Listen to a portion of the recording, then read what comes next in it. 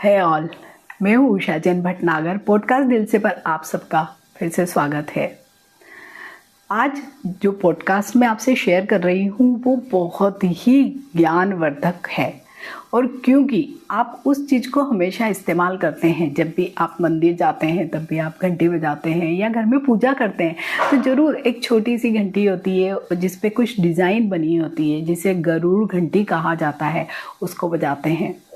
आखिर क्या गरुड़ घंटी क्या होती है और इससे संबंधित क्या हमारे शास्त्रों में वर्णन है, ये इसी विषय का पॉडकास्ट है। मैं यहाँ पर यही आपसे जानकारी शेयर करने वाली हूँ। किसी भी मंदिर के द्वार पर और विशेष स्थानों पर घंटी या बड़ा घंटा लगाने का प्रचलन प्राचीन या पौराणिक काल से चला आ रहा है।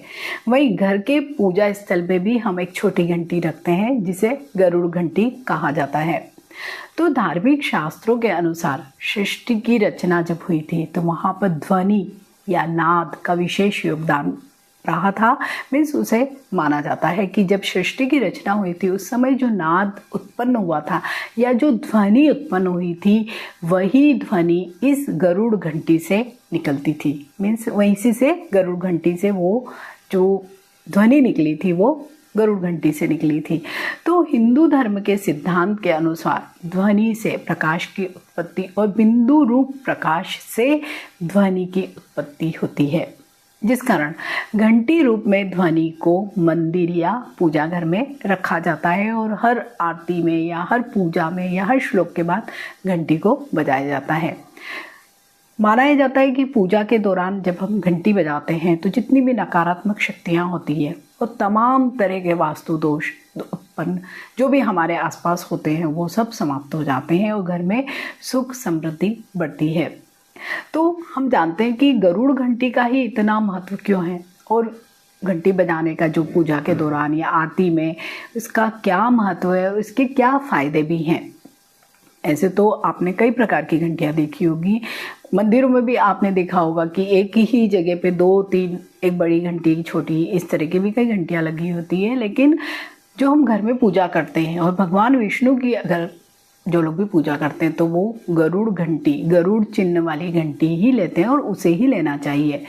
कहा यह जाता है कि जो गरुड़ चिन्ह से युक्त घंटी हाथ में लेकर भगवान विष्णु की पूजा और आरती करते हैं वो मनुष्य चंद्रायण व्रत करने का फल प्राप्त कर लेता है और उस मनुष्य के इस जन्म के और भी पिछले कई जन्मों के सभी पापों का भी विनाश हो जाता है। तो आखिर कितने तरह की होती हैं ये घंटियाँ, सबसे पहले ये जानते हैं, क्योंकि आपने भी ज़रूर देखी होगी कई तरह की घंटियाँ होती हैं। तो घंटियाँ मुख्यतः 4 डिवीज़न में डिवाइड की गई है या 4 इनके प्रकार होते हैं। सबसे पहले तो जैसे हम बात कर रहे हैं गरुड़ घंटी, दूसरी द्वार पे जो लगी हुई होती घंटी वो, तीसरी हाथ से बजाने वाली घंटी और चौथी घंटा या बहुत बड़ा जिसे अधिकांश मंदिरों में देखा होगा। तो आज हम इस पॉडकास्ट में केवल गरुड़ घंटी के बारे में ही बात करेंगे। एक छोटी सी होती है जिसे एक हाथ से ही बजाया जा सकता है, और द्वार घंटी वो होती है जो द्वार पर लटकी होती है, या बड़ी और छोटी दोनों ही प्रकार की हो सकती है। और हाथ जो घंटी होती है वो भी पीतल की होती है, छोटी होती है, ठोस और एक गोल प्लेट की तरह होती है जिसे इस तरह से बजाया जाता है। आपने अक्सर कीर्तन वगैरह में भी देखा होगा कैसे पूरी प्लेट नुमा होती है, उस पर एक हैंडल होता है या कुछ पकड़ने का होता है, इस तरह से उसे बजाया जाता है। और घंटा बहुत बड़ा होता है, जैसे नाम से ही जाहिर हो रहा है, कम से कम 5 फुट लंबा चौड़ा इस तरह का होता है। तो आज हम बात करेंगे गरुड़ घंटी, इसके बजाने के क्या क्या फ़ायदे होते हैं। आप भी अगर अभी तक नहीं ली तो एक गरुड़ घंटी ज़रूर ले लीजिए।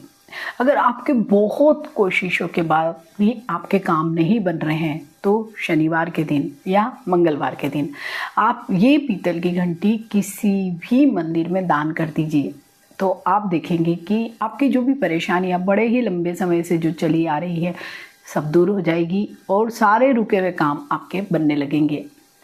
भगवान की पूजा के बाद भी हर दिन आरती के समय पर अगर आप इस घंटी, गरुड़ घंटी को बजाते हैं तो इससे आपकी जो किस्मत के बंद दरवाजे खुल जाएंगे।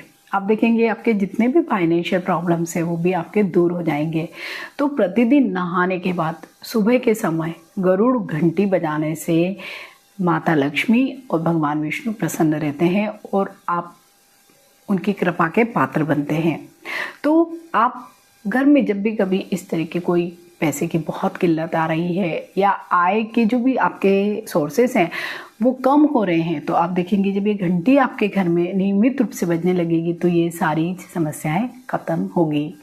वहीं पे जब भी गरुड़ घंटी अगर किसी भी घर में बजाई जाती है तो अगर परिवार में कुछ प्रॉब्लम्स चल रहे हैं, कलह चल रही है, द्वेष बना हुआ है, तालमेल की कमी है, तो वो सब चीज़ें भी दूर होती है, नकारात्मकता दूर होती है, आपसी प्यार बढ़ जाता है। इसी मान्यता ये भी है कि गरुड़ घंटी बजाने से मनुष्य की जो भी हम पूजा करते हैं, आप में से अधिकांश लोग डेली पूजा करते होंगे, तो वो बहुत अधिक फलदायी होगी। मीन्स आपकी पूजा प्रार्थना ईश्वर तक पहुंचेगी।